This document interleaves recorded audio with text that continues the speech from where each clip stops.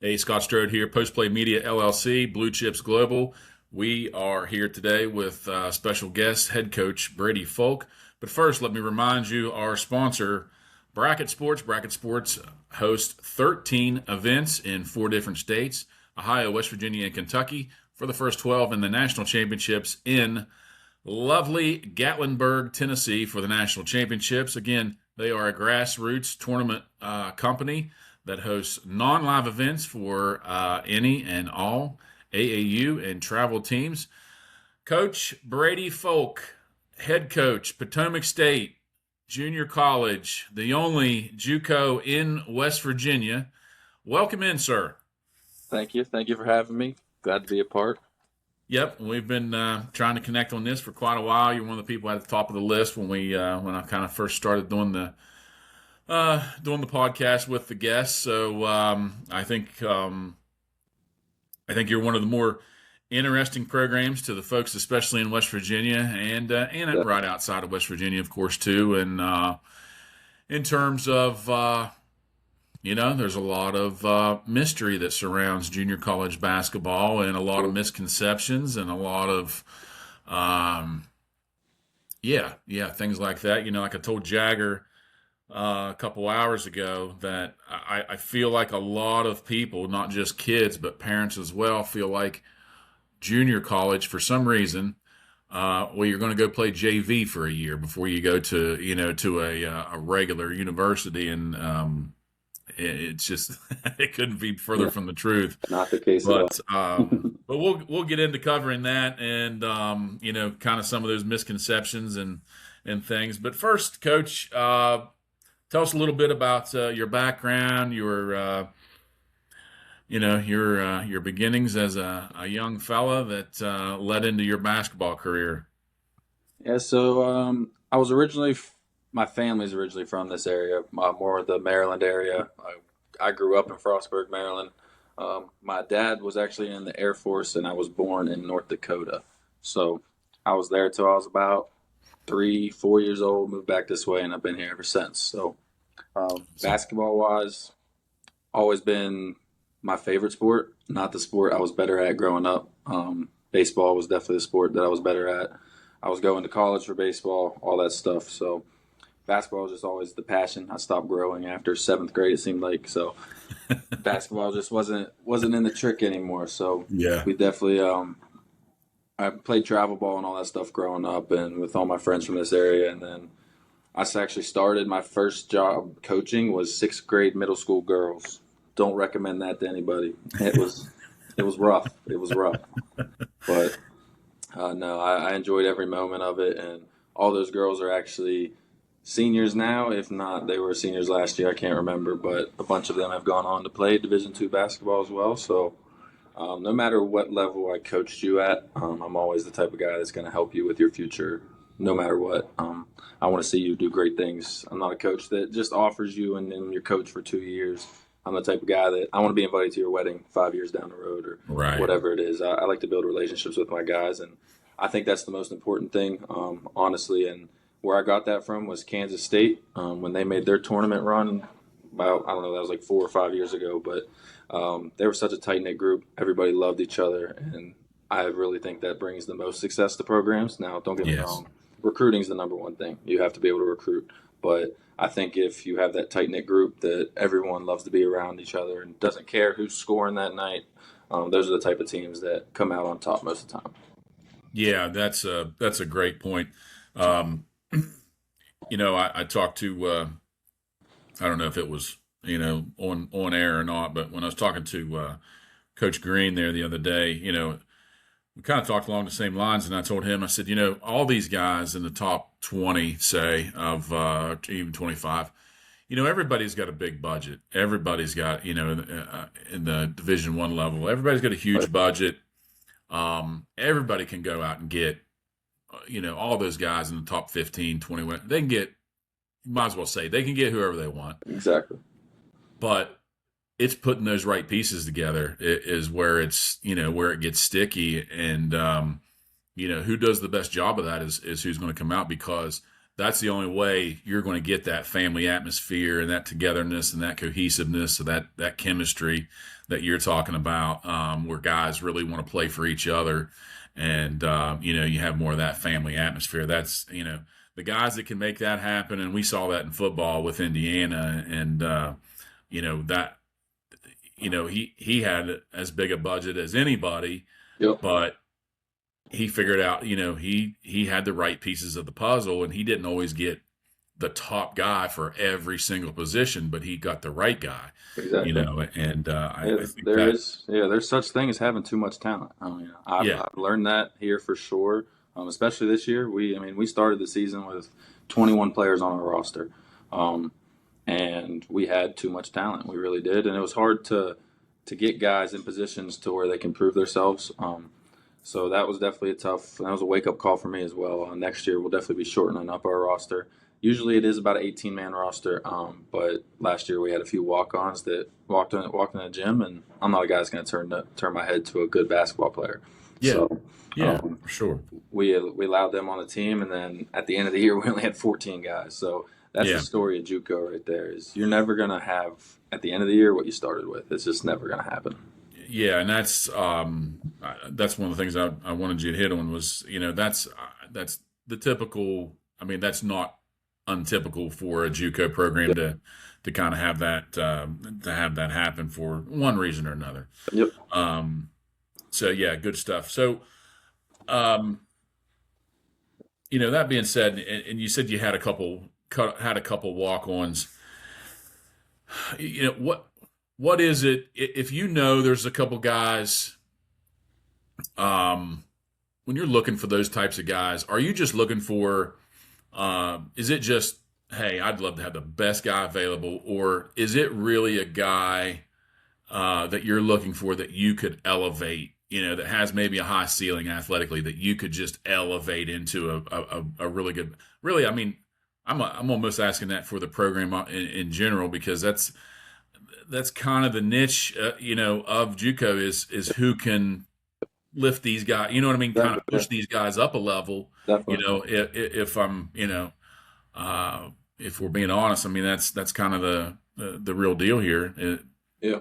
No, it's definitely it's when I'm looking at walk-ons, when we have our workouts and stuff like that, what we'll do is we'll post on campus. We'll say, hey, we're gonna have walk-on tryouts this day. We're gonna get up and down with our current roster, and we're gonna see how they compete against current guys. And if I think the walk-ons can push my guys that are in front of them to a different level or challenge them even for that spot, I'm the type of coach. There's no politics here. The best Right. players are gonna be on the floor no matter what. And all my sophomores know that every year when they return. It's told to them straight from the last day of school that guys, you have to have a great off season because these freshmen, they're coming in and they're coming to take your spot. Yeah. My main job as the recruiter is to find guys that are better than what I have currently, and their job as players is to make sure I can't do that. Right. So yeah, I mean, JUCO, everyone knows it's an athletic type of basketball. I mean, it's all athletes. It's run the floor constant. Um, I am a coach that I do like to slow it down. I don't want to get into these games where it's 110 to 105 type of game. I'm always preaching, hang our hats on defense, rebound the basketball. Those are the things that matter. If you're giving me 110% on the defensive end, it's your world on the offensive end. Don't get me wrong. If it's crunch time, we need a bucket, I'm gonna call a set. We have over 20 different plays in our playbook, but my reward to you for giving everything you have on defense and rebounding the basketball for me is go play offense how you want, have fun out there. Now we're not taking step backs with two hands in our face and stuff like that, but we know how to play team basketball. That's what's taught the entire off season leading up to October 1st when the real season is officially underway. So up to then, we are simply just teaching our guys how to play basketball. You wouldn't think that at the college level you still have to teach how to box out and all that simple stuff, all the little things, and those are the things you have to teach more. You really do. You emphasize the little things. They're already skilled enough to score the basketball. You know that. But it's the small things. It's rebounding. It's how to guard your man, not letting guys get middle, that type of thing. So, and high IQ. I mean, I'm always a sucker for high IQ. I could have 22 guys on my roster and a walk-on comes in and he has a super high IQ. Guess what? We got 23 on the roster. So I'm always a sucker for high IQ guards for sure. But also with JUCO, a lot of coaches, if you look at our roster, I have got kids from Houston, Texas, Orlando, Florida, North Carolina, Ohio. I don't have much West Virginia. And the reason, it's not that we don't recruit West Virginia. We want to, trust me, and we do. It's just there's 12 Division twos in West Virginia alone. Feels Right. like that at least. So a lot of these Division twos, they'll take the best talent out of West Virginia. And yeah, Yeah. now that kid might be on the bench for a year or two to develop into a role. So if you want to play immediately, we're the perfect route. This is where you come, you play immediately. We get you to that D1, D2 level, which we've been super successful with. Just last year alone, we had 5 sophomores. All 5 went on to play Division two or higher. Some of them signing NIL deals. So it doesn't matter where you go. It really doesn't. There's money everywhere. No matter if it's Division one, Division two, we're going to push you to the top program that we can definitely push you to. Sure. I think that's something that a lot of folks don't realize for the size of the state geographically and certainly for the population. We have an extraordinary amount of Division two We really do. schools in this state, and I never really thought about it that way. And you made a great point. Really by the time they all kind of get where they need to go, I do think this will change because I do feel like guys are looking there first. Yep. When there probably are some guys that need to look, well, not probably, there are some guys that need to look your direction first. Definitely. But that's a narrative we've got, me, you, and everybody else involved we have to change that. For sure. That kind of, and I hate to say, I mean, it's been such a negative connotation that well, you go there, you get not there, Potomac State, but you'll go somewhere like that if you can't do anything else. And it's like, Yep. that's changed. It's different, and that's what people got to understand. It's like every coach I talk to, it's transfer JUCO. That's it. Yep. That's where they're going to spend the most time. That's where they're going to recruit from first. It's, JUCO is now the showcase. Exactly. It is the showcase over high school, over AAU. It is the showcase, and that is going to continue to be more and more prevalent, across the board for everybody. For Whether sure. it's Division twos, Division ones, whatever that are recruiting. I can't. It seems like I tell people that, and they look at me like I've got an ear growing out my forehead. Like I don't know what else to.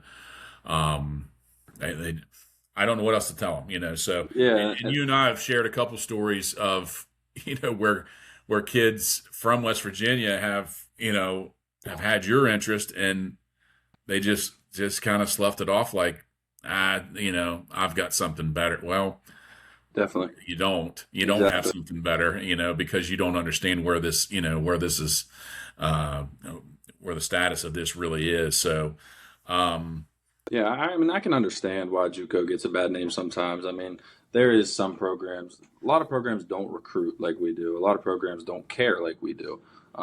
We're a program that the main priority is your development. The main priority is sending you to those Division one, Division two type programs. A lot of these programs. Now, don't get me wrong when I say that. I still want to win the conference championship. I still want to win a national title, all that stuff. But a lot of these coaches only care about winning. I'm the type of guy that I'm helping half our conference. Like if there's other good players on other teams, I'm helping them get recruited as well. Just because I want to see them, I want to see all good basketball players make it to the level they deserve. And with the transfer portal nowadays, I mean, it's almost impossible for high school kids. Unless you have a 5-star or a 4-star next to your name, you might as yeah, well forget about D1 out of high school. Unless you believe in yourself to go walk on. Now, a bunch of kids you see leave the area and go play D1, a lot of them are walk-ons. Now, then you have the Noah Lewises and the Eli's. Like those kids are D1 talents. They really yeah, are. yeah. But it's not that, and I just want to keep reiterating that it's not that we don't recruit West Virginia because we do. We probably I know offered, you do. yeah, Absolutely. last year we probably offered 12 different kids and we didn't land a single one. They all chose Division two or my arch nemesis, Fork Union. That is, I love them to death. So don't get me wrong when I say that, but it seems like every top-notch kid in West Virginia that doesn't choose D2, they're going Fork Union, which is a phenomenal program. I mean, look at Deshaun Good. Yeah. That kid has grown so much. It's absolutely amazing, and he's probably going to be a Power Five player next year in the transfer portal. So, Yeah. yeah, what they're doing down. We had the opportunity this year to play Fort Union actually down at the CBG Live in Richmond, Virginia. It was a great experience, great players. We went 4-0 that weekend against top-notch preps across the entire country. Some 5 stars, 4 stars that we played against, and that shows you alone. Like my recruiting pitches, it's never the skill. We scrimmage Division twos, we scrimmage Division ones. The main difference is really the physicality and the speed. Yeah. That's the main two difference of anything. I mean, we beat Division twos. We've been games with Division ones. We haven't beat a Division one, but Division twos we have beat them. We're right there in the game with them, and it's always the same thing. It's just sometimes they're more physical, and a lot of times when they're 24, 25 years old against my 19, 20-year-olds, they're a Yeah. lot stronger. They're a lot more. Their IQ's better. All that Sure. stuff. Yeah. So JUCO's a great route if you want to play immediately and you want to get to that Division one, Division two level still. Even pro. I mean, we've got probably 4 or 5 guys that are still playing pro right now. So it's not saying the NBA, but a lot of them are overseas. Yeah. And, from the coaches I've talked to and players that have been through JUCO, the feeling I get is, and even, I've even, heard this is from them is, it's not for everybody. Definitely And, not. my interpretation of that is it's not when you're fresh out of high school, it's not quite as soft of a landing spot as what No. going to a Division two program is because it's it's a dogfight, to It get on the is. floor. It's a dogfight to just, for anything. And it's you better hit the ground running or you're gonna sink or swim within the first couple of weeks. And Definitely. whereas you're going to have a little bit more grace, where if you're at, and I'm not taking anything away from it, but if you're at a 4-year school and you've got a little more, your window of opportunity is much bigger. Oh, definitely. Yeah, JUCO, I mean, it's kill or be killed. It really is. I mean, and how intense we are here with our practices and our punctuality on everything. It's just, there's no time to waste.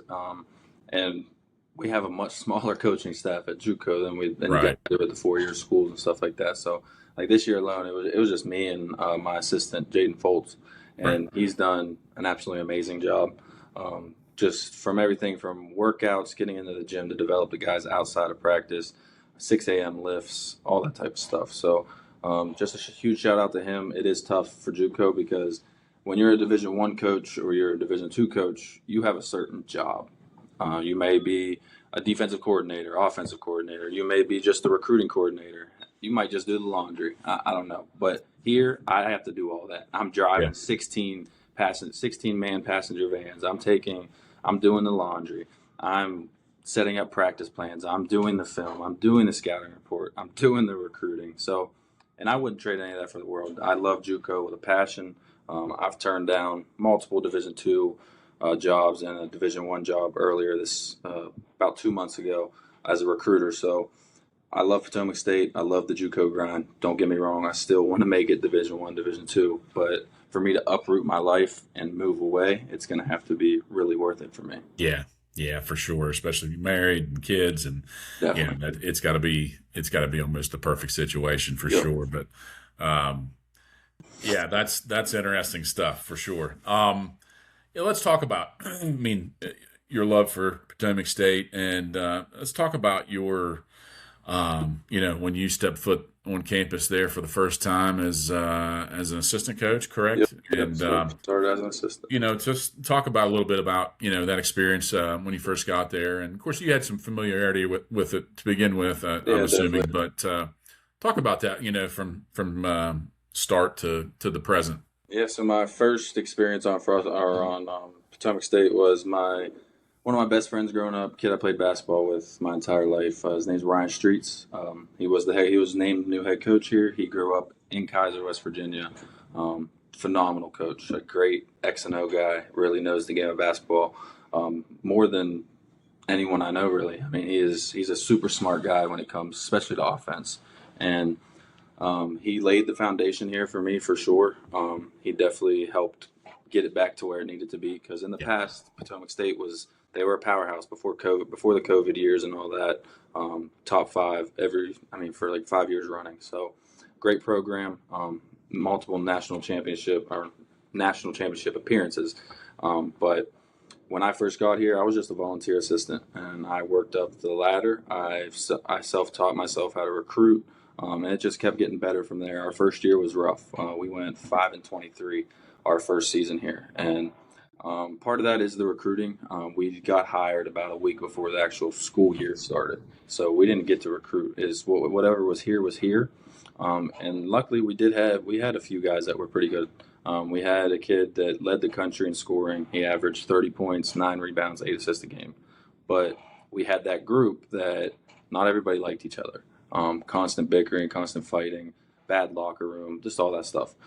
So after the season ended, we got our guys recruited still. Even from being 5-23, we're still able to get our guys out the door.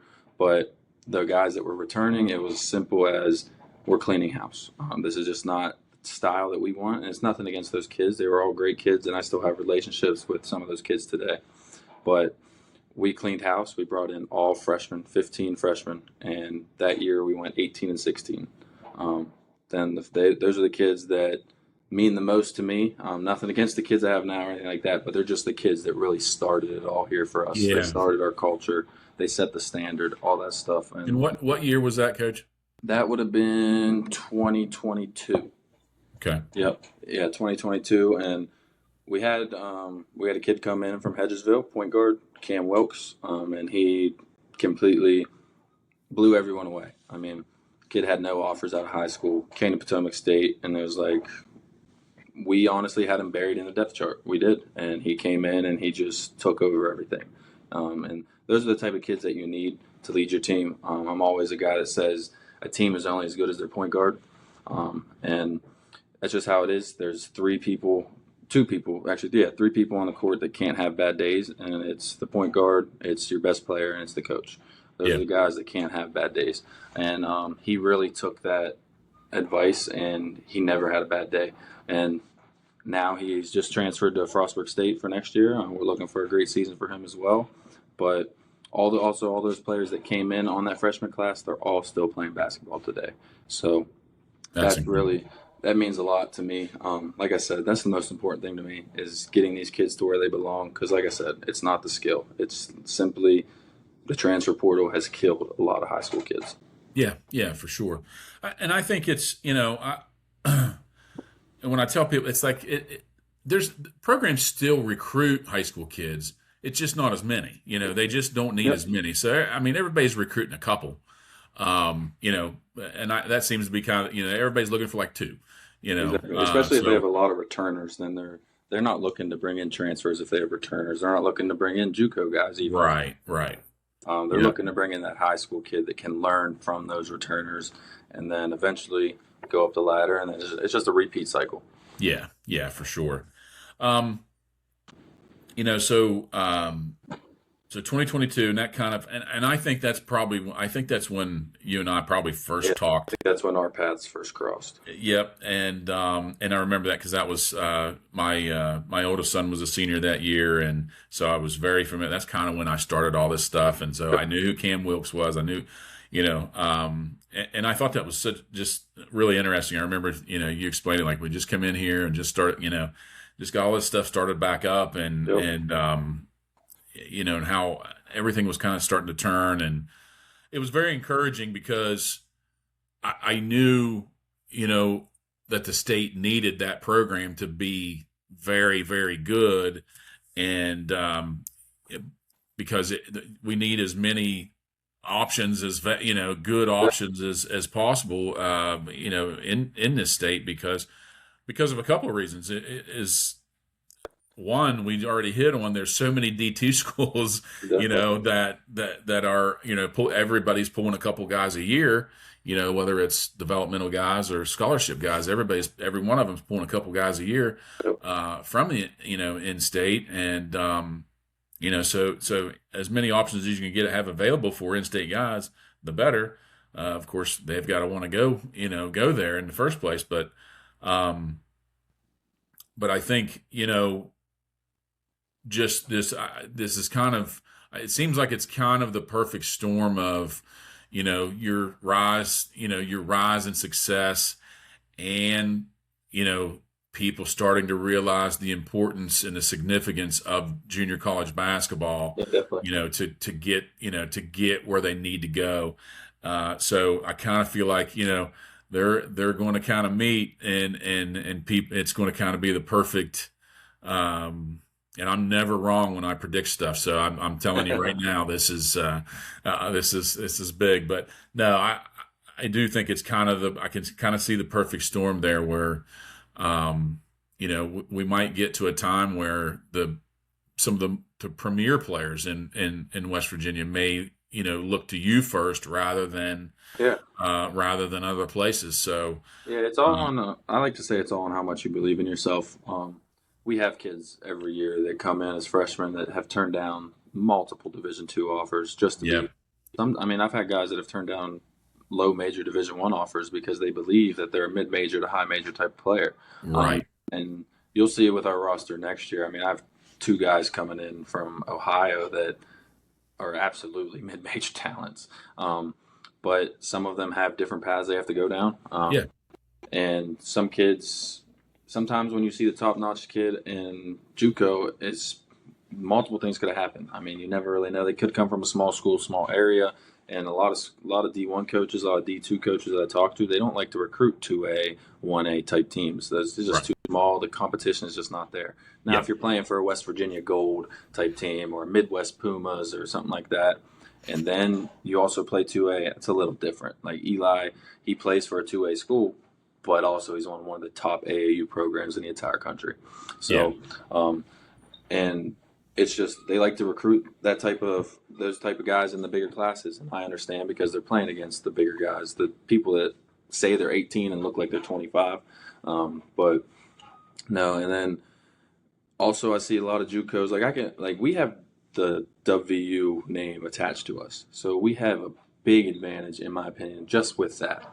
Um, we have the dorms, we have the meal plans, we have a full campus. We're not just I like to call them shopping mall type schools where it looks like the school's just a plaza. yeah, We're not that. We have a full campus. We have multiple different sports teams. We have wrestling, track, basketball, women's basketball, volleyball, softball, baseball, and we're great at all these things. yeah, And it's not like we're just winning games. It's every team is at the top of their conference every single year. So Potomac State, we really have an advantage. Recruiting wise, I'm a guy that if I see you have Division II, Division I offers, that makes me want you more. No, yeah, honestly, it does. And I know how the recruiting world works. A lot of these kids, their freshman year, sophomore year, they'll get a Division I offer, and then nothing else will happen. And whether that's grades or coaching changes, whatever it is, especially in today's world with coaches leaving every 5 minutes, um, it's it's just that makes me want a kid more. And other coaches, they see that Division II offer, they're like, we can't get him. Not me. I'm going for you even harder yeah, absolutely. because we do Um, have scholarships here. It's not like you just come to JUCO and pay $30,000 to come to school. We have a scholarship budget. We have multiple different budgets for scholarship. We have work study. I have like three guys this year that are barely paying anything to be here. So it's the same as Division II, Division I. Now D3, that's different. At D3, you can't have athletic scholarship, but they can make up that money in other places. So there's always ways. Just ask questions. That's the biggest thing. yeah, for sure. There's as far as that part of it, there's not much difference as far as, but there is, I've talked to enough coaches, junior college coaches around the country, different places of the country, Michigan, New Jersey, um, Florida, Georgia, stark differences in how housing and meal plans and Exactly. all that stuff is is That's the is biggest thing, handled, and and there are plenty of those out there, just like you said, that are strip mall yeah, JUCOs you have that, to get an apartment. You got to pay for your food. You have yeah, leases. You have all this stuff you're responsible for. You yeah, come here, you're not responsible for anything. You have a dorm and you have cafeteria that you go to for your meals. So no, and I think that like I always tell my assistant when we're recruiting someone, just get them here on a visit. If we can just get them here, it sells them 99.9% of the time. Yeah. We have guys that go on visits to Division twos in the area or in West Virginia or other places, and they come here on a visit and they're like, "Wow, your guys' stuff is actually nicer than blah blah blah," or "We went here on this visit and your guys' locker room is 10 times better." I'm a guy that takes pride in looking good. You play good. So even if that comes down to the locker room stuff, we completely Yeah. remodeled our locker room this year to look like an actual Division two, Division one type locker room because no recruit wants to come into a locker room that just has those metal, rusty lockers and tile floors. No one wants that. So we put pride, we take our pride and we put it into that type of stuff. We just got a brand new floor this year. And another great thing about our school is the community helps out a lot. It really does. Yeah. The hospital right up the road, they just donated our floor, our brand new floor to us. So it's stuff like that that helps us keep running, and that's stuff like that that keeps me motivated as well as a coach here. Yeah, that's great. And there's some community investment. There's some actual investment there from the stakeholders, and that's what it takes to have a great facility, have a great program. All that's good to hear. I think back in I remember when I was in high school in the 90s. If a kid went to Potomac State to play baseball, it was like automatically they were going to play Division One baseball somewhere. Like it was almost, it seemed like Nowadays, it was just automatic. There's MLB scouts in the stands nowadays here at Potomac State games. It's crazy. It really is. I mean, our softball team, they last year they're like 35-1. This year, right now, they're like Wow. 20-2. Like and like I said, our athletes, we're an athletic school. We really are. Our dorms have about 400 to 500 kids in them, and 98% of that is athletes. Athletes. If you come here and you're not an athlete, you're most likely a commuter from around the area. So that's just how it works here. With the dorms and everything, we're able to recruit. That also helps me recruit Florida, Texas, all that stuff. So Sure. Yeah. I'm able to bring in those guys because their parents feel safe that they have somewhere to be. Yeah. They don't have an apartment, or they don't have to Right. worry about, can I afford to give my kid money for Walmart this week or whatever it is. Yeah. Yeah. That's a great point. Speaking of recruiting, so give us an idea of, and of course, saw you guys at the jamboree that was over in Bridgeport. Give us an idea of where you. I mean, this is a perfect time of year. Season's over, high school season's over, all the AAU stuff is getting ready to kick off. Like, what's your approach like right now? I don't know where you've probably told me. I don't know where you're at numbers wise, how many you got coming back, but what's your approach? Where do you look first? We know that Division twos and Division ones are looking at you first. Yeah. Where do you look first? Obviously, high school kids, but Yeah. what's your flavor? I don't like the transfer thing, to be honest. So I'm a high school guy. I'm going after the top high school kids. I really am. Just because, like I said, these kids are at such a disadvantage with transfer portal. If we're doing the same thing to them at JUCO, then these kids have nothing. Yeah. So I'm going after the top high school talent, and also I think that some other JUCO coaches will think, all right, Division One, Division Two, they're attacking transfers. That's all they want. So they have the same mindset. They're like, if I want to win, I have to have transfers. This is not the case. Like, there's so much talent at the high school level. And now I do have a lot of connections. I recruit from about the same 5 or 6 people to send me guys from what's out of state, because I don't have the luxury of traveling to Florida, Sure. traveling to Houston to see these guys play in person. Right. Now we will have guys up on campus to play against our current guys and stuff like that, just to get a feel for them. Because the biggest thing that I'm looking for is having that dog mindset first. Talent can come later. If you have the dog mindset, talent's next. So that's the biggest thing with JUCO. If you're not a dog and you're a guy that's going to be in your feelings, or if you get hit and you're hurt, you're not going to work out at JUCO. It's just not. It's not. I mean, the amount of times that fist fly at my practices, and it's not going to happen. So but if you come in and you have a hard nose and you want to actually grind, then this is the place for you. I just like to say the most coachable kids go JUCO. That's just, you have to be coachable. If you're not coachable at JUCO, it's going to be a terrible time for you. That's a great point for sure. Because you got to trust, Yep. you got to trust what the coaches are saying, because it's going to be, Definitely. like you said, you bring in the best guys from West Virginia, or the best high school kids from Ohio, Mhm. and the, Yeah, and that's another thing with Potomac State. Ohio kids get in-state tuition here, all of oh Ohio. wow, So that's a huge plus for us because Ohio is one of the most under-recruited states out there, yeah, especially like the Akron area, Canton, those areas. It's just they're not touched, and a lot of that is to do with just how much talent's out there because there's a ton of talent. I actually got to go out to St. Vincent St. Mary this year and watch. I'm the biggest LeBron fan in the world, so that part was just awesome for me anyway. But I got to watch two of the best kids in Akron go head to head, and it was compared to high school basketball around here, and nothing against them. It's just a whole different world. It's just a right, whole different world. yeah, yeah, for sure. So, so high school kids, that's the main thing. What is it? I mean, let me ask this: what's the first red flag you see? What do you see? Because I think everybody has there's a lot of different answers for this.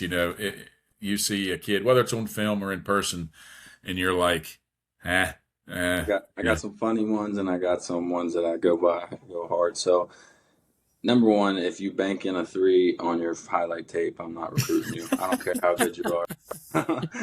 I can't stand seeing that in a highlight tape.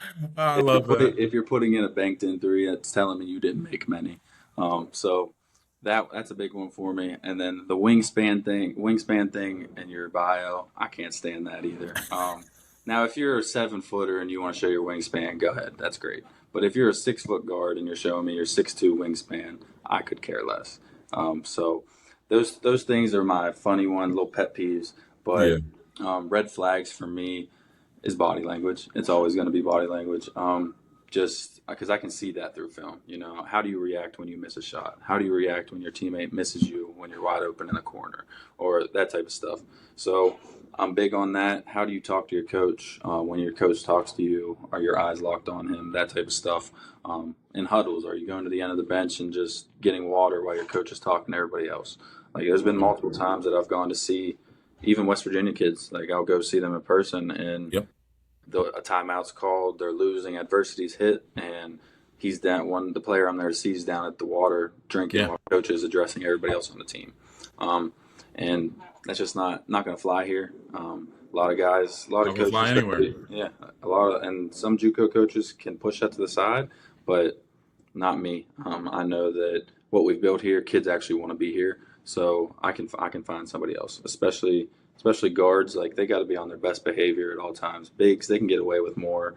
6'5" plus wings, like they can get away with more just because there's less of them out there. Yeah, Now 6 foot guards, I never knew that there was so many. Till if you looked at my email, how many 6 foot guards, you would just go crazy. It's insane. Um, so no, yeah, the biggest red flag for me is definitely body language.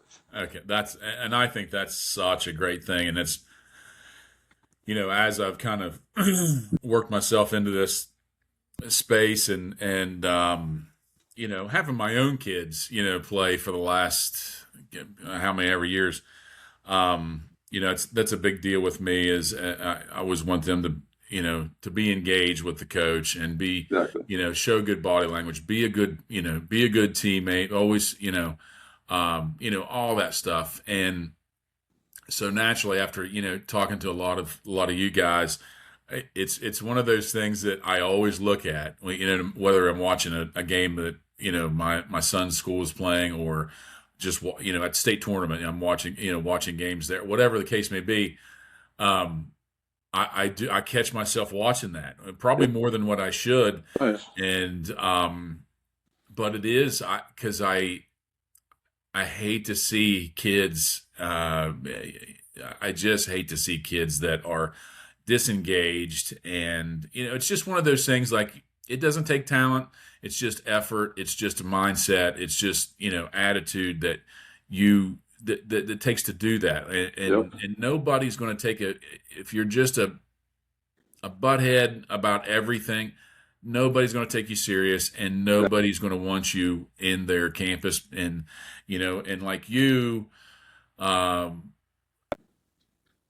it's even like you or a Bob Williams at Fork Union, like you are going to be tasked with taking that kid, not just making them better, but you're going to have to sell them to somebody else, Exactly. and when you're starting with that, you've got to correct like that. That makes it even tougher, for Yep. you to try to turn that around. Not that you couldn't, but the the odds are against you. I mean, because how many times do the kid come in a program like that and nothing changes? So I get that for sure. And I respect the hell out of that, out of that take. Um, what's what's the thing that gets you that catches your eye, the quickest when you go to watch kids play? So if I get to go see a kid play in person, one of the things I'm looking for the most is actually not when they're on the court. It's when they're subbed out. Are they engaged in the game still? Are they a type of kid that just sits there at the end of the bench or is talking to the fans, stuff like that? Like those type of things, I don't want that. I want guys that are cheering for the same guys that are cheering for them. And that goes back into the everyone loves each other type atmosphere. Are they going to mesh with that when they get here? If you're a type of kid that secludes yourself from everybody else when you come out of the game because it's not your moment, I don't want you here. As simple as that. And it's and it doesn't matter how good you are. It really doesn't. Because like I said, there's so many players out there in today's world with basketball, with how many opportunities they have with AAU and all that stuff. So that's one of the biggest things for me in person. Now, if I'm watching film and stuff like that, it's the reaction to when they miss. You're not going to make every shot, and I'm the type of Right. coach that I don't care if you're 0 for 10. If you're open, shoot the basketball.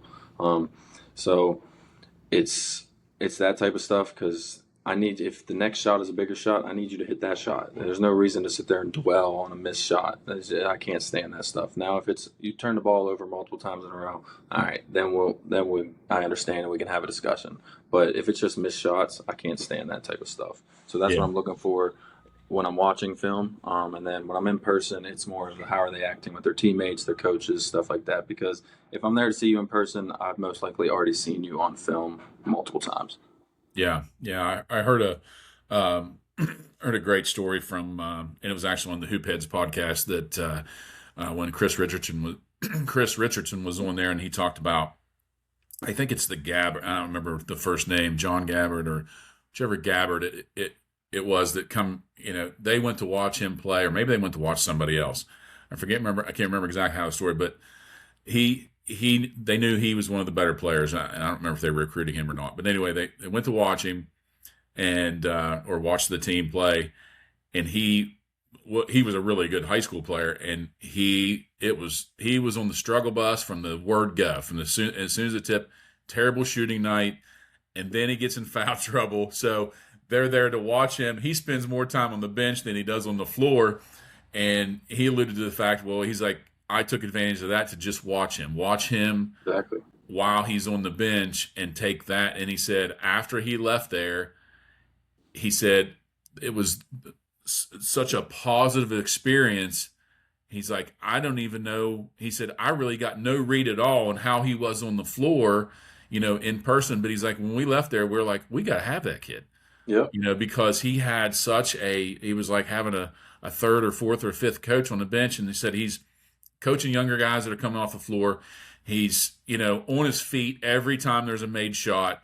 He's high fiving guys every time. He's clapping everybody up. He was just totally engaged. First one in the huddle every time there's a timeout or a dead ball. I mean, he said, he left there with such a positive, outlook on how that kid was. He's like, you know, whether he plays or like we need to get that kid to No, campus definitely. and have him be a part of this team. I mean, they obviously knew he could play a little bit, but Yeah. I thought that was so interesting that um, and I don't know if the kid knew he was there watching or I just thought that was really interesting. But and the other thing is if this is the other thing I hate, like kids need to get out and watch. some college basketball at any For level, because any good team, any well-coached team, their bench is engaged for all exactly. 40 minutes, every timeout, every dead ball. They're clapping everybody up. They're, guy comes off the floor for a break. They're on their feet, high five and forearm bash or whatever they do. It's every time. It's not Yeah, just when they do something great, or it's every time. And everybody is putting that has to be part of every successful program's culture, exactly. or it's just not going to work. So, I mean, that's just something that high school kids they have to Yeah. want to do. Yeah, and then like if I have advice for any high school kids or any level of basketball that's trying to get recruited to another level, it's warm up how you're going to play. Ah, A yes. lot of my scouts that come and watch my guys, they ask me when shoot around. They want to come for that, not the 20 minutes before, not the pregame warm up 20 minutes before the game starts. They want to be there for our hour shoot around before to see if they're taking that seriously, if they're going through game speed reps, that type of stuff. If you're just a guy that comes in and you're shooting one-legged fadeaway jumpers when you're supposed to be shooting one dribble pull-ups, it's like that coach he already knows what your work ethic is like by just seeing that. So that's huge. So if you take any advice from a JUCO coach, please take that advice. Warm up with intention every time. And when you get in the gym, don't just start chucking threes, please, please, please. That's one of my biggest pet peeves. Do not just chuck threes when you get in the gym. Form shoot, stretch, band work, Yes, I stuff. love to hear it. That type of stuff. It matters so much. And once these kids understand that less is more, and you don't have to go to the cross tween behind to get to a spot, that's when you become such more of an elite basketball player. Is less is more, and it's that comes with the IQ and the maturity. We see that all the time here. Our freshmen will come in, and in high school they were the guy, they were the top dog, but so was everybody else that's here. They were the top guy at their high school, so Yep. you have to adjust to that, and that's a big adjustment. And it's usually the guys that take every rep seriously are the guys that are usually on the court, and usually the guys that see success beyond here. Yeah, that's I love all that. Um, back to the warm up, and I that resonates with me so deeply, because my oldest son, and I use him as an example because uh, he was just a weird kid that ended up being a really really good basketball player, and he but he loved the process. So when he got to high school, and I wish I would have done this before. When he got to high school, he I implemented this warm up. We did this whole battery of like big man, kind of like post player drills that we. I mean, some of it I stole from other people, but some of it I just kind of come up with on my own just to Hmm. make him a better player. Well, he ended up using that as his part of his warm up, like pregame, just to get his mind in the right place, to activate his hands, to activate his feet, all that stuff. And it becomes so important to the point where I remember his senior year, and funny story about this. So I'm working a night shift. I'm watching the game on a stream, and I see him go out pregame, or not pregame, but it's like halftime of the JV game, Hmm. and when everybody goes out and shoots around. And I always told him that's when you have to do your warm up. That's you have to do it. Yep. And so he goes out one night, doesn't do it. He's out there just like you said, jacking up threes, just messing around, and he was in slides, which drives me nuts too. But anyway, he goes out. Well, he has a terrible shooting night, and he was a good shooter. He was our best 3-point shooter, the whole deal. He has a terrible shooting night. Didn't play well. Just struggled all night. So he calls me after the game. He said, "Dad, did you get to watch?" And I said, "Yeah." And I knew he didn't do his warm up. So I wanted to see if he was going to be honest with me. So I knew he didn't do it because I watched it. I could see it and he didn't know that. So I said, buddy, don't. I said, be honest with me. I said, did you do your post player warm up before the game? And he's like, no. And I said, well, I mean, you know what my answer is now, and he never missed one after that. So, Yeah, no, but it routine was just, matters. yeah, and I studied so many different players, And the one thing, everybody, that's at a high level, they all have that pregame process. Yep. Um, it's very well documented via video, Yeah. of Steph Curry's pregame, process. It's such and some of it looks like, well, it's just like elementary stuff, but it's all important. Stuff matters. So That's why those guys are pros, is because to absolutely, them pros have a process. the elementary stuff matters. And a Absolutely. lot of guys, like I'll have guys, when they're freshmen, they'll come into our first individual skill workout, and they'll be like, "Coach, this is so elementary, blah blah. I want to learn this, this, and this." Like, but if you are a master of the simple things and of the elementary type stuff, it's that you're that much better of a player. You don't have to be able to do all these elite ball skill drills and stuff like Yes. this. There's just no point. Yes. If you're watching March Madness at all, how many times, unless it's Darius Acuff, how many times are you watching these guys go into 17 different dribble moves before they get a bucket? It's just not happening. But Darius Acuff, I mean, he can do whatever he wants. The kid's one of the best guards I've ever watched. So Yeah. he's on a whole different level. Some guys have that. Some guys have that type of green light, and that's how it is. They're gifted, they're talented, but they also put in the hours and hours of work. They're obsessed with the whole process, and that's why they have that type of green light. For sure. And that one of the things I just scratched down here while we were on our last point that I wanted to get to, and you just hit on, um, uh, Coach Boswell, an assistant at UPike, when he was I think he was at Davis and Elkins there for a year or two. Talking to him one time, and he said, he says college basketball is really just two dribble. Can you get to the rim in two dribbles, or can you get to your spot to shoot from in one dribble? And he said that's really college basketball. Yep. And I thought that was so funny he said that, and I started thinking, I was like, my God, that's right. It And is. I just heard a stat just a few days ago that 70% of the shots in college basketball are 0 to 2 dribbles, Yep. and 40% of those are catch and shoots. Exactly. So that and the guy making that point when he put those stats out there was like, just like you said, most of us need to forget about the combination dribble moves and all that and master the mundane, which is catch and shoot, one dribble, pull ups, things like that. Yeah. If you can be a could catch actually and get shoot, used. yeah, if you can be a catch and shoot 40% 3-point shooter, and you can guard 1 through 3, you're Yeah. going Division One. It's Yeah. that simple. As Yeah. long as you're not 5'6", you're going Yep. Division One. It's really is that simple. If you can shoot the three at a high clip for guards, high clip and defend, high GPA, you're a Division One player. That's Yep. It's that simple.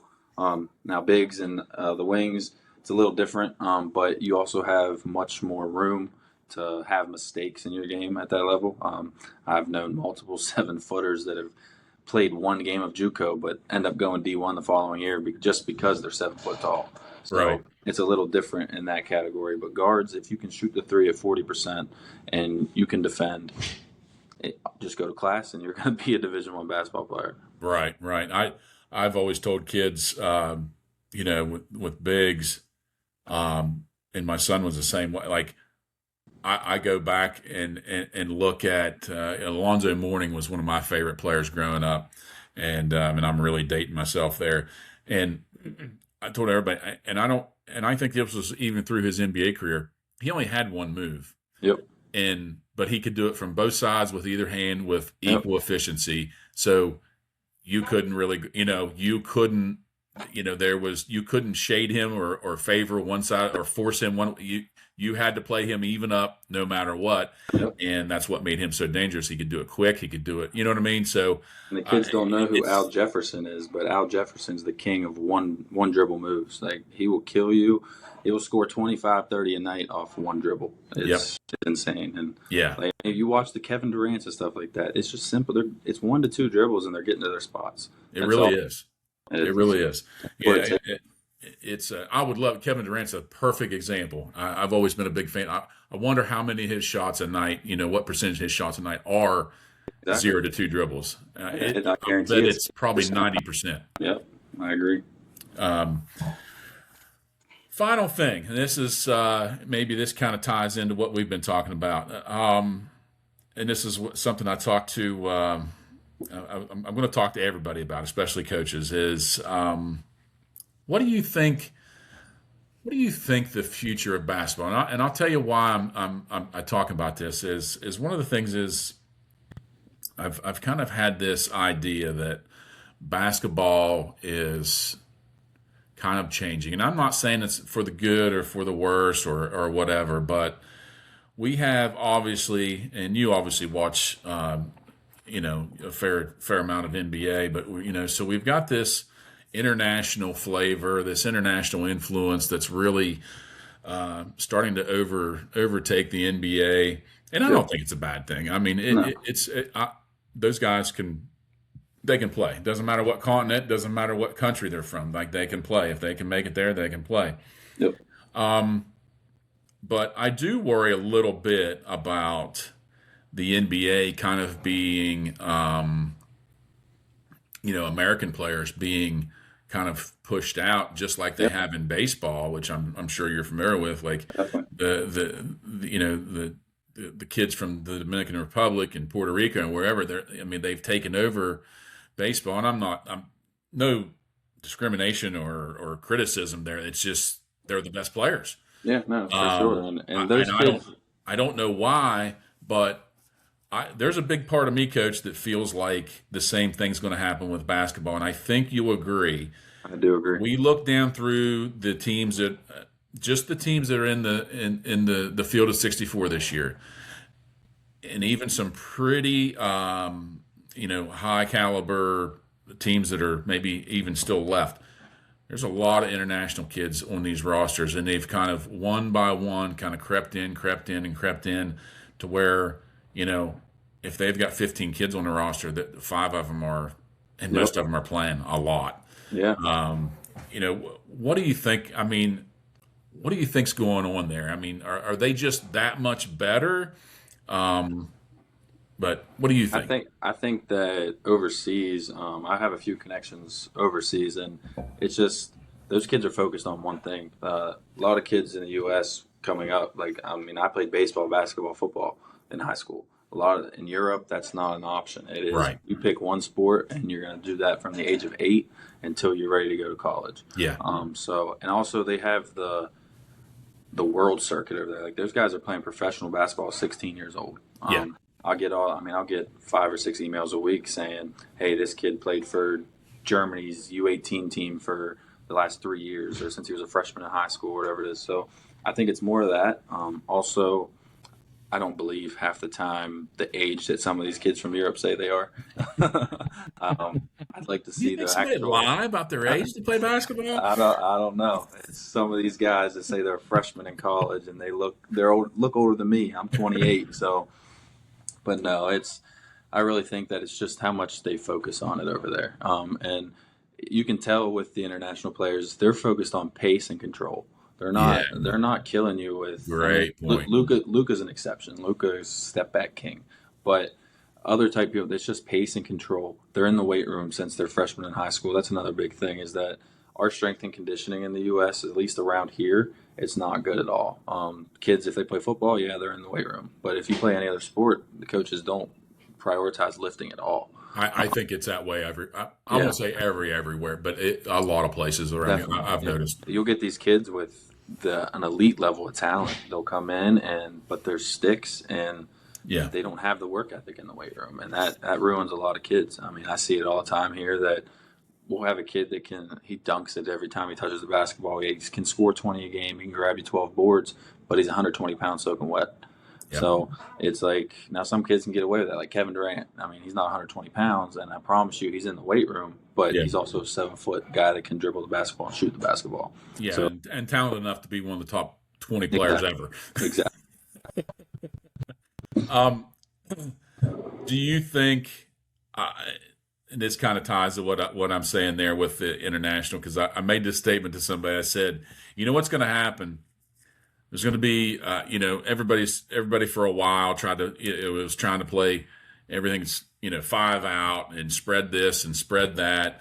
And I told somebody a while back, I said, you know what's going to happen with all these international guys wanting to come over here? And I said, there's going to be like an obscure NAIA coach that's going to say, you know what, I'm just going to take the best guys I can get if they're from Australia or Papua New Guinea or wherever in the hell they're from, and I'm going to do. And I said he'll get a couple guys from maybe Australia, 6'8", and he'll play high-low basketball in the half court, and he'll destroy everybody for 4 or 5 years. Kind of like West Liberty did. They just changed totally changed the game and the style. You had to play to compete with them, and I'm like, and I think it hasn't been that long ago that Jay Wright, I believe, won a national championship, and he played with two bigs and played, Yeah. and I know everybody says now, well, you can't put two bigs on the floor. They can't guard anybody. Well, a good coach he'll figure it out. He'll find a way. I played two bigs and won 23 games this year. I promise you can do it. But no, I mean, you have to have the big men that can stretch the floor. That's definitely one of the big things. And that's the thing that we hang our hat on here, is that I feel like we always have two of the best big men in the conference, if not the country. And it's just always been that way. I think that's just what I have the natural eye for, is the big man. And being able to stretch the floor is what gets them recruited to that D1, D2 level. Yeah. Well, our big guy this year, actually, he played the four for us this year, but Peter Quay, he's from Richmond, Virginia. Yep. Freshman year, he shot 15% from three. So the biggest emphasis was, hey, Pete, we got to get that three. We got to get working on it. So we worked on that thing all summer. He shot at 40% this year. And Wow. he's got 20 different options to go from. We got D1s that we're going to work out for. So the future for him is going to be super bright. And it's just, he's been obsessed with the entire process and understanding what he needed to do to get there. And once you understand what you need to do, and you have pretty much a diagram laid out for you on how do I get to here, then it's just that much easier. And that's another thing that we do here really well, is our guys, we give them building blocks on this is where you're at now. This is what you're doing really well. Keep that, but you need to get here if you want to be here. So that's a big emphasis for us. And I think that, and then going back on the European thing, is just their idols is Jokic, like Joker. Those are the type of people they're watching. He plays with control. He plays with pace, and you can see it all reflect in their games.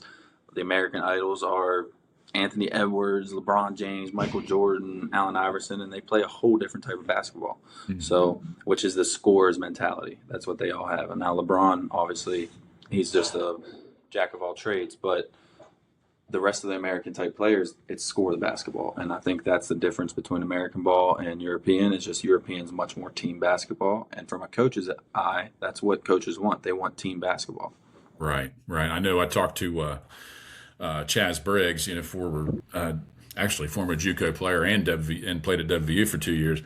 And he said he was playing professionally in Australia, and he said the thing they would do to kind of supplement their income while they were there in their downtime was they'd go work the academies, the basketball academies. And he said he was just blown away by how basketball was taught, and he said, they'd bring these kids in at 6 or 7 or 8 years old, and it was just so beginner level, like dribble. That's all you're going to do. Learn your first year is just how to dribble, and the next year you're going to learn how to jump, stop, and pass, and the next year maybe by the time you're in 5th grade you'll start learning how to shoot. Exactly. And he said it was just such a complete process of just small little layers of skills. And he said, when these kids they were such good passers and ball handlers. He said, and every kid, and I think that's where this positionless basketball came from. This idea that you could bring, you could have guys like that and be positionless, but there's the notion that you can play without a true point guard and you don't need bigs is that I don't think that's ever gonna happen. But yeah, and like I said, I mean, going off of that, like I do youth training all the time for kids around here, and I never go into your jump shooting form and stuff like that unless you're 8th grade and above, because your jump shot's going to change so much as you grow.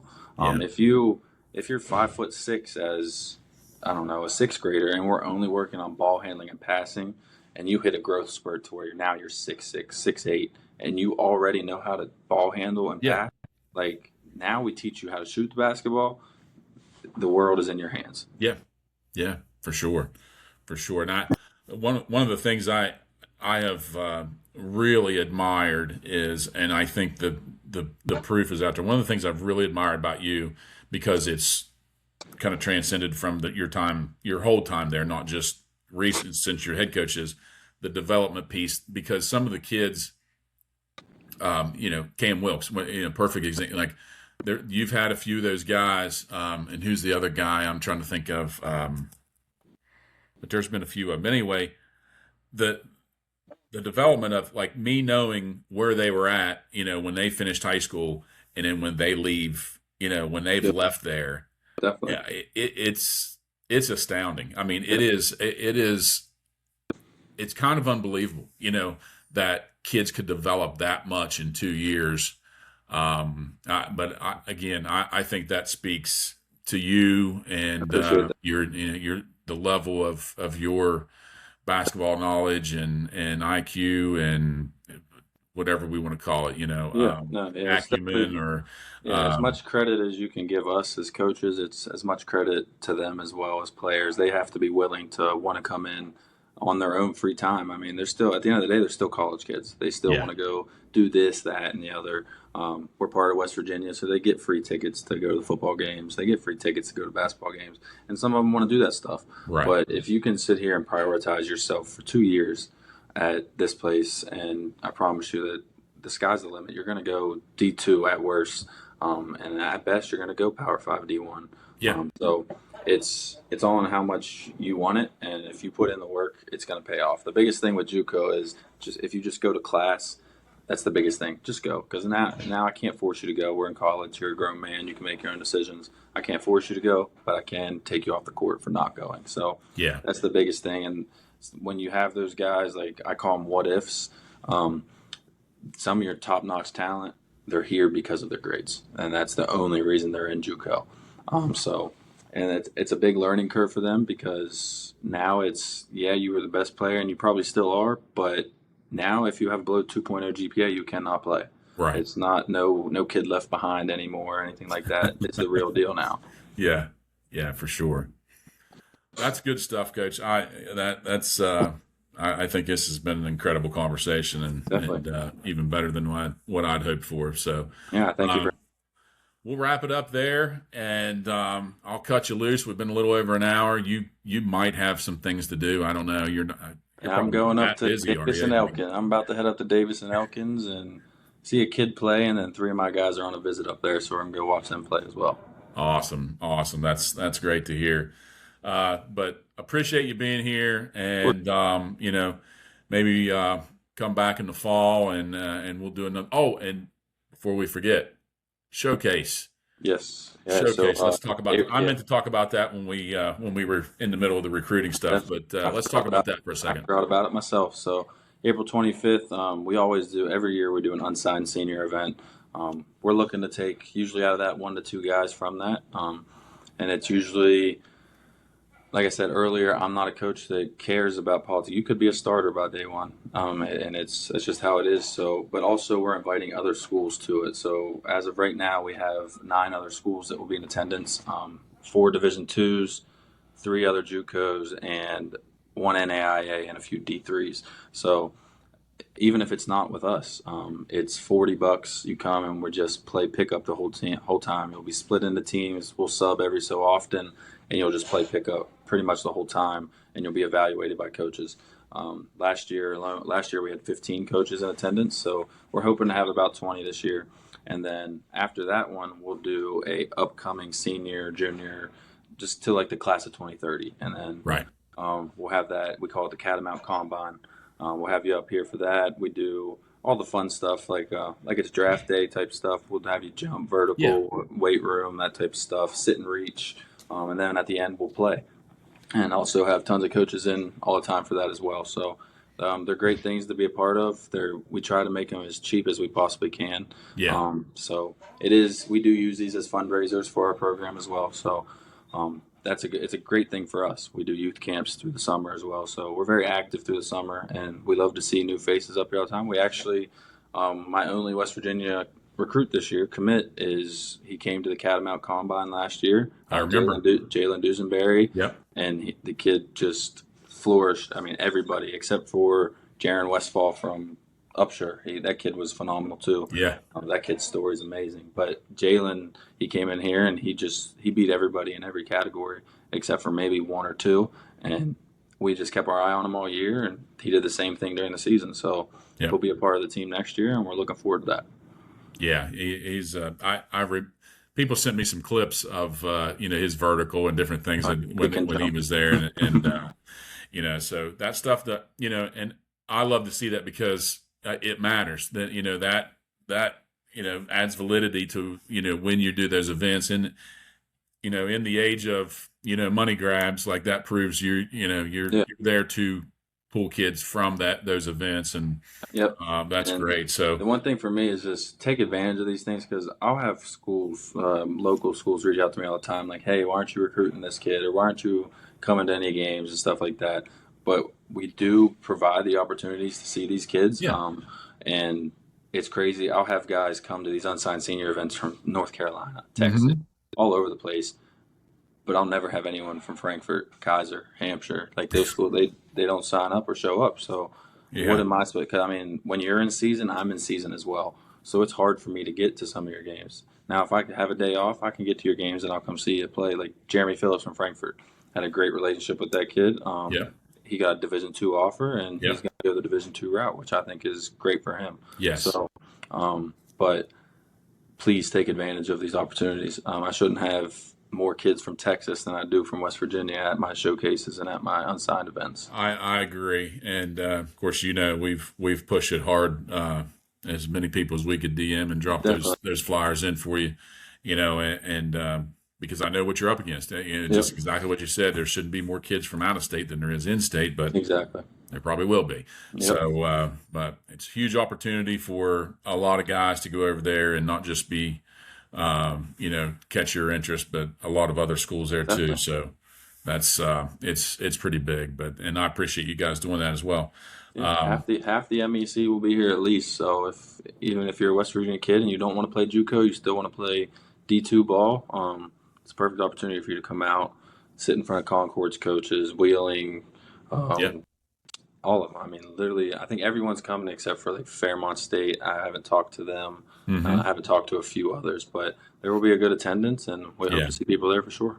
Yeah. It'll be big. That's again, heck of an opportunity for a lot of kids that really need it. So Yep, definitely. yeah, we'll keep. Are you full yet on that, or No, I think we're about 25 out of 40 right now, so we okay? still have a few spots open still, and it'll definitely fill. That's why we had to put a cap on it this year, because last Yeah. year it was like 64 kids, and we could not. Just me and Coach Foltz couldn't handle it. So Yeah, and that's the other thing I think I want, really would want kids and parents to understand, like, you don't necessarily want to go somewhere where there's 100 kids. exactly, You you want the attention to be on your kid. yeah, that small group, that means something. Yep. And again, it's a little bit more sincere when they say, hey, we're bringing guys in to recruit from. Yeah, So exactly. And if I wanted to do a money grab or something, I would do 120 yeah, kids.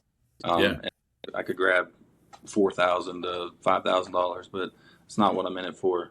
We have great support system through WVU, so it's simply just to find two kids that we didn't know were out there, and then also for other schools just to have a recruiting place in their backyard too. Because, like I said, us JUCOs, we can't travel. We don't have the money to travel 6+ hours away. right. I'll drive 4 to 5 hours, but I'm not hopping on a plane to come see a high school kid in Florida, especially when it's out of my pocket. Exactly.